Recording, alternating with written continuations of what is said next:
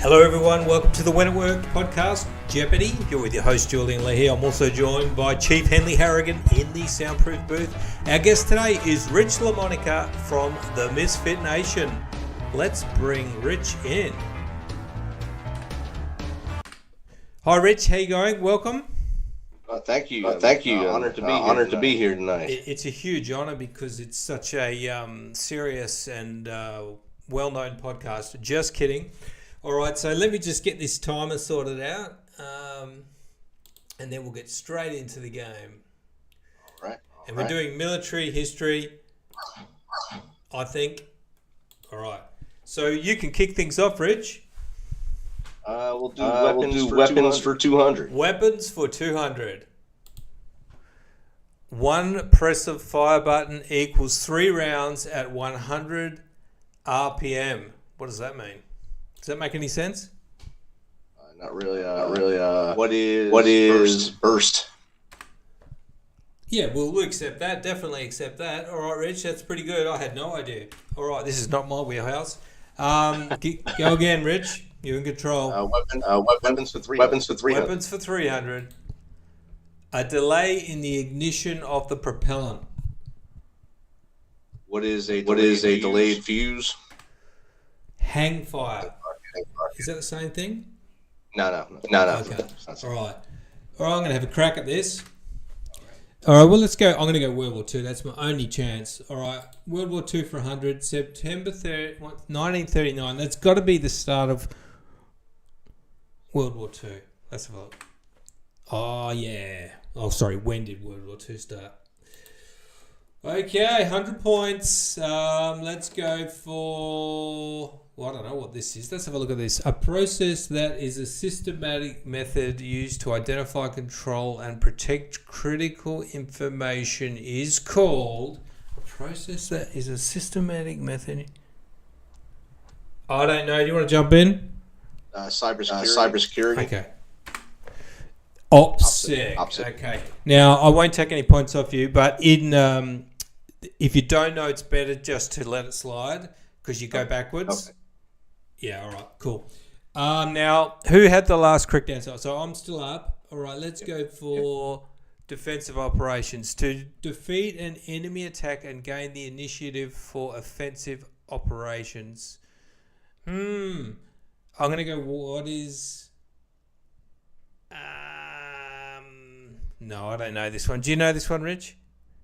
No, I do not. Let's take a look at the answer. What is the purpose of a defensive operation? Defensive operation? I don't know what that is. These questions are pretty crap. I should have had a look at them. All right. I'll go for offensive operations 100. A position that provides standoff ranges and good fields of fire. So this sounds like an army one. You might know this one, Rich. I got notes. You don't guess if you don't know. I don't know this one. That provides standoff ranges. I don't know either. What is a fire position? That's what I was going to say. Oh, yeah. See, I made you scared to answer. All right. So nobody answered there. So we're going to keep going. All right. Let's go for World War II 200. Germany and Russia. What is the axis? What is the axis? Which two countries formed a non-aggression pact?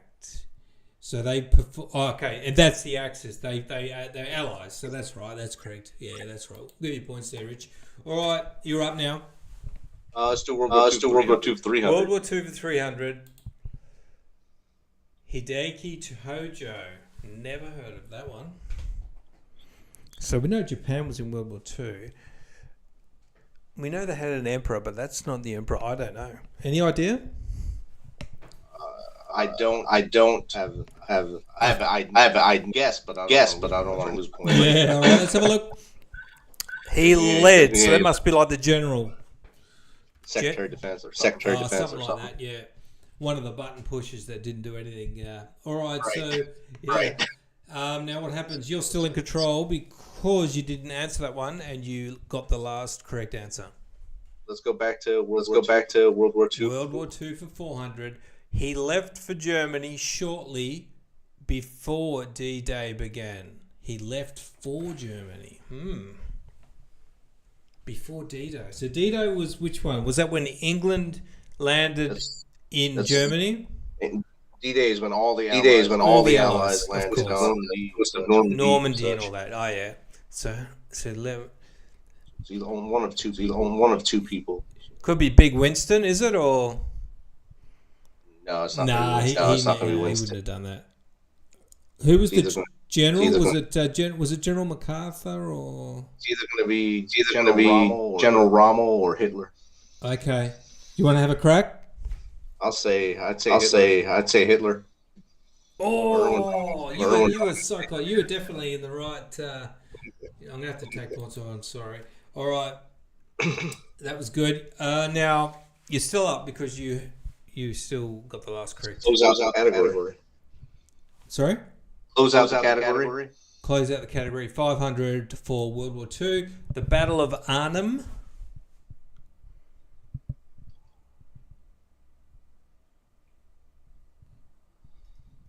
I don't have a guess on that one. No, I don't know either. Which battle was lost because there was one bridge too many? No, never heard of that one. Well, that was a 500-point question. Fair enough. All right, you're still up, Rich. Let's do weapons for 4. Weapons for 4. 3.55 kilos equals 7.8 pounds. Is this some sort of ammunition or something? Is gunpowder. What is the weight of this? That is the most specific and difficult question I've ever seen. All right. All right, you want to have another go? Let's do security 3. Security for 3. Prevent the adversary from detecting an indicator and from exploiting a vulnerability. So this is some sort of high up security question. Prevent them from detecting. So I'm going undercover or something. What do you call that? What is camouflage? Camouflage. What can offset countermeasures be used to? I don't know. I should have checked these questions. I think they're pretty bad. All right. Go again, Rich. Do weapons for 1. Might be an easy one. Weapons for 1. Hopefully, treat every weapon as if loaded. Never point your weapon at anything you don't intend to shoot. Keep fingers straight and off the trigger until ready to fire. Keep weapon safe. Keep weapon on safe until you intend to fire. So these sound like some rules.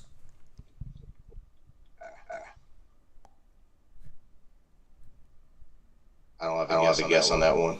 Okay, I'm going to say gun. What are the gun rules called? Just gun safety. I'm going to go gun safety. So there's 4 safety rules for weapon handling. Okay. Well, I got that wrong. Okay, how are we going for time? We've got about 6 minutes. All right. Go for it, Rich. Let's close out weapons, 500. Weapons for 500. Magazine inserted, round in chamber, bolt forward, safety on, and ejection port closed.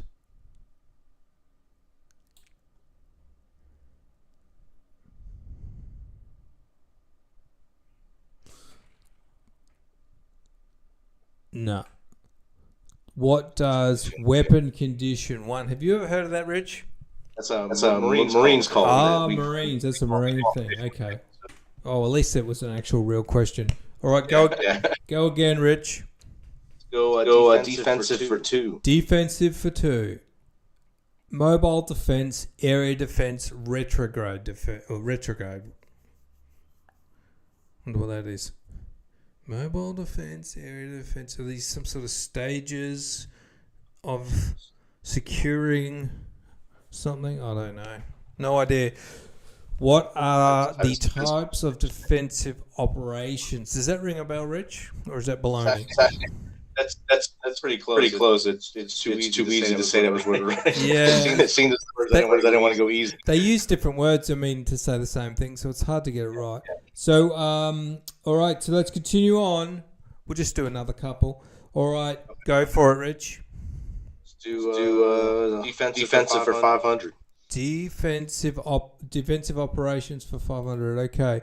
Occupation and development covering force battle, main defensive battle.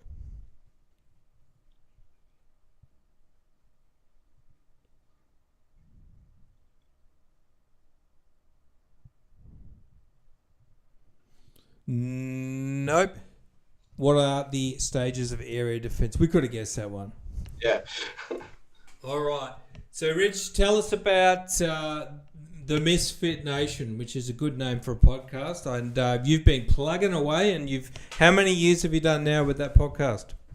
I'm in my third season, so about 2.5 years, almost 3 years now. It'll be 3 years at the end of December. So we just did our 300th episode last week. Tuesday was our 300th episode release, and it was pretty cool to get to 300 and put up that poster like the Gladiator movie, 300, and put it out there and let people see that. We started out.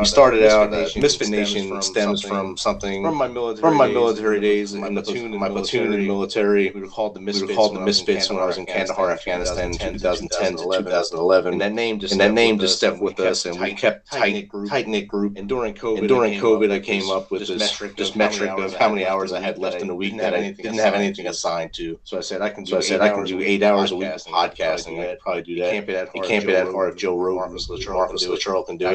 I can probably do this too. So I reached out to a couple of my old guys, asked me if I could use the Misfit Nation as the name. They said, yeah, that'd be awesome. In the beginning, I started by bringing more veterans on to tell their stories. The reason I did that was so that they'd be around longer, they get that pressure off their chest, and be able to share their story with others. And that way, they wouldn't be part of this 22 a day that we hear about. It's really about 44 to 50 a day. They would lose to suicide or other overdoses and such like that. And then they asked bring on other experts to help them in other areas, like how to start a business, how to write a book, how to start a podcast, how to get to Hollywood. So I brought all these experts in. That's how those numbers rolled up really quickly is by getting all those experts to come on the show, and it's just a great ride to do the show with them. Yeah, that's cool, Rich, because you're building a community there, and with veterans, the only people that really can understand them is other veterans. Well, a lot of the stuff. So it's really good that you getting together with them. So, what's the format? Do you always have guests, or sometimes have guests? Always have guests. Every show I've had at least one guest. Some shows I've had two. In the beginning, I put two, one in the first 30 minutes, one in the second 30 minutes. Yeah, right. And you started out doing kind of all your buddies, really, is that right? And then you started bringing other people in. And then I started reaching out to other veteran groups and seeing who would want to share their story, share the story of their brothers that they lost, or their sisters that they lost. And that just helped the community grow and brought more people in. Yeah, that's great. And what sort of frequency are you doing, Rich? I do three live shows a week, so Sunday, Tuesday, and Thursday. I just did one tonight at 7 p.m. my time. I had Luke Wolford on tonight from England, and so at 7 p.m. those 3 nights, live shows on YouTube and all my socials, and then I release it later onto the audio version 2 times a week, Tuesdays and Thursdays. And so you start out with the live stream, and then you get the audio, and then you chop it up into clips and do all that stuff, do you? Yes, sir. Does that take a lot of work? It sounds like an absolute nightmare. With the clips now I use a thing called Piccherry, so it helps me out get clips. I get about a 30-second clip, I throw it out there. A lot of my guests, they just take the link to YouTube and they make the clips themselves. So it helps me out a lot when they do that editing themselves, and I share their stuff. And that way it's on both of our feeds. Awesome, Rich. And give us some ideas of some guests that you've had on. I've had like I said, Luke Wolford, and Matt Shaw on a couple weeks ago. He wrote the book Painted Baby, How to Tell Your Story. I had Priyanka Nagapal the other night. Shown moms how to be successful as moms while still having time for themselves. General McChrystal was on. Famous general from the Global War on Terrorism. He was on the early season 2. He was on with me, one of my first video shows. He was a great guest. Is he still in the military, or is he retired? He's retired. He's a consultant now. He does a leadership institute now. Were you nervous having a general on? No, not at all. No, not at all. I reached out to him, and just that by chance to see if he'd say yes. He said yes, and we started talking. But by the end of it, it was like he was leading the show because he was still the general. I was just an NCO, kind of yes sir. It was great conversation though. Oh, that's awesome! And tell us about your book, Rich. What's that? Well, my book that has been released is the 13 Step Guide to Success. And this is a book basically common sense ideas on how to be successful in life. It's not how to grow a business or anything like that. It's how to be a successful human. How to get out there and better you, and make everything work a lot better than we have been with the divide everyone's going on these days. And that can be found on Amazon, and it's also on Audible and stuff like that. My next book is Out of the Darkness. It's a fiction book that will be released September 11th. Oh, okay. And let's talk about your first book. What are some of the main things that you have found has helped you? And is it primarily based? Is it general, or is it for people coming out of the military? It's general knowledge. It's for general population. It's live by rules. Don't just willy-nilly your day. Wake up in the morning. You start stacking your victories. Make your bed every day. That's a rule you gotta have. Make your bed every day. That way you start winning every day. And if you do have something that goes wrong during the day, kind of just write it down, jot it down, let it go, and just keep moving forward. That way you don't always dwell on things that happen behind you. Always move forward and get things done in the present, and keep living a successful and clear life instead of worrying about things that you can't change that happen behind you. Listen to those that have mentors. My biggest mentor is always my dad. I wrote almost a paragraph, almost a page in the book about him. Because it's double space, it's probably 2 pages. About all the things he did for not just me, but for all the other kids in the neighborhood too. Giving us lessons as we grew up, and things that we probably didn't understand at the time were lessons. We thought they were wrong, and this because we were kids. As you get older, you understand why he did it and what he was teaching you, and that you can pass that knowledge forward as well. Yeah, it's awesome if you've got a dad that gets out there in the street, and what sort of things did your dad used to do? Was he one of these hands-on guys and like work on cars and show you how to fix cars, or what did he do with you? Well, we didn't have car until I was 17. We lived in the inner city in New Jersey, so we took buses, trains everywhere. But he taught us how to fish, taught us how to cook. He taught us how to fix things within the house, and he taught us how to play sports, of course, too. He'd be out there with all the kids on the block playing stickball, and it's basically baseball with a stick and a rubber ball. And he'd be there when other parents weren't there. He worked closest to the house, and he'd be one of the first adults home when we were outside playing. And if one of us were in trouble, he'd be the person, the adult that'd be there to stop the trouble from happening, or at least ease the pain from the trouble, and show you there's better ways to do things. He was a leader in Boy Scouts, Cub Scouts with us, and whenever we volunteered him for something without him even knowing it, wouldn't get angry. He would just do it. That's awesome, Rich. It's good to have a dad that's around like that and to help you with conflict resolution. Because I noticed, like in my country, Australia, there's a lot of men having difficulties with processing conflict and dealing with emotions, and I think a lot of that comes from having a bad relationship with the father. So that's good, Rich. And tell us about your new book. So a fiction. And it's being released on September 11. Is that intentional? Yes, it's intentional. Released on September 11th because it has to do with the journey of a soldier who went to war for many years. In the book, it highlights his last year of service. When he's on the top of that mountain at the end of a battle. That's how the book opens. He's on top of the mountain at the end of the battle, and he looks around and realizes everything he's lost in life. And then it goes from there. It goes backwards and forward to show you where he came from to get there. All the things he had to fight through to get there. The battles they fought. And then what happens to him as he transitions out of the military. And it'll probably be followed up with a book more in depth on post-traumatic stress disorder after this. Oh, okay. That sounds like really good therapy for yourself. Is that sort of based on a lot of your own personal story, Rich? It is a lot. fictional book, but it's based on a lot of people I served with. I combined a lot of people into one character or two characters to try to get the stories that they did in combat or with me while we served into the story and share the things that they went through and what happens when we come home. And was that very satisfying getting all of that out? I guess all of that stuff that people are carrying around out onto paper. Has anyone read it yet? Just my daughter. Just your daughter. So it's not even published yet. No. It's with the public now. Right now, I'm just doing the final edits this week. It'll be in print on demand starting on Monday or Tuesday, wherever September 11th. What's that one called? We'll keep an eye out for that. Out of the Darkness. Out of the Darkness, and it's on September 11th. It's coming out, and anybody that's got military family or military themselves. It sounds like that might be a really good book to get. And what sort of things are you going to do to promote it, Rich?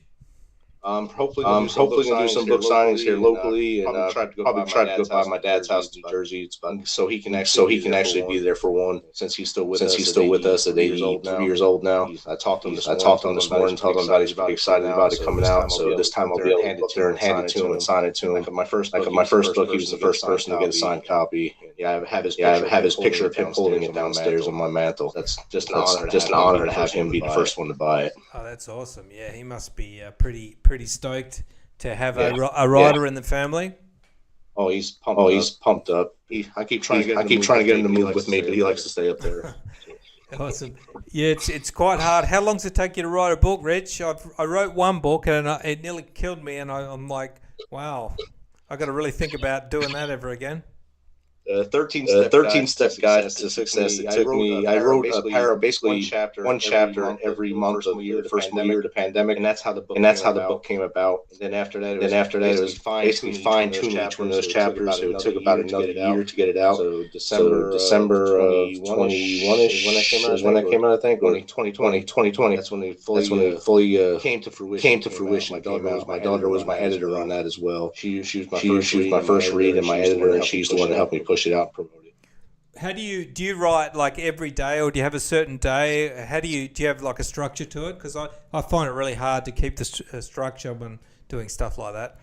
For Out of the Darkness, I basically would write whenever I had a hey you moment. Oh my god, that's a great idea. Put that in a book. And then once I had that idea, I'd write as long as I had a good idea. And then I'd stop. And then I'd come back to it and do it. So it took me a couple years to finish this book and to get it to where I want it right now. And that way it could have a prequel or a sequel after it. Oh, that's awesome, Rich. I'm going to keep an eye out for that one. And I'm going to wrap things up.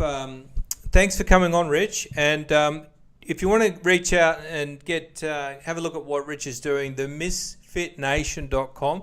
Probably tune into his podcast. And I know that there's a lot of military guys would be very interested. But it's not just military stuff, is it, Rich? It's everything. Like I said, it started out as just military, but it's evolved into basically help for anybody who needs help. Awesome, Rich. Well, that's great, man, and good luck with everything. And congrats on your second book. And thanks for coming on. Thank you. Thanks for having me. It was great fun playing the game too. Awesome. Thanks, Rich. Bye. Have a good